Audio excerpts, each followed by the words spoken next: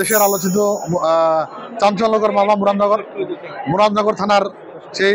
ধর্ষণ মামলা এবং পর্নোগ্রাফি মামলার রিমান্ড শুনানি হলো। আমরা মামলার সুষ্ঠু তদন্তের স্বার্থে এবং এদের সঙ্গে কারা কারা জড়িত আছে এবং এই ভাইরালে করার উদ্দেশ্য কী এবং দেশকে অস্থিতিশীল পরিস্থিতি করার জন্য বা অন্য কোনো কারণ থাকতে পারে কিনা এগুলি জানার জন্য আমরা আসামিদেরকে হেফাজতে নিয়ে তদন্তকারী অফিসার সবাই 7 দিনের রিমান্ডের জন্য বিজ্ঞ আদালতকে আবেদন করেছি। বিজ্ঞ আদালত আসামি পক্ষ এবং পুলিশ এবং বাদীপক্ষের লোকজনের শুনানি শুনে উনি আমাদের 4জন আসামিকে, যারা এই জন্য আমিও 4জন আসামি গ্রেপ্তারকৃত, তাদেরকে 3 দিন করে রিমান্ডের আবেদন মঞ্জুর করেছেন এবং আমরা রিমান্ডের যে প্রসেস হাইকোর্টের নির্দেশনা বলে অনুযায়ী তাদেরকে আমরা হাসপাতালে প্রাথমিক চিকিৎসা করে রিমান্ড নিয়ে জিজ্ঞাসাবাদ করে আবার প্রাথমিক চিকিৎসা করে আমরা জেল হাজতে প্রেরণ করব।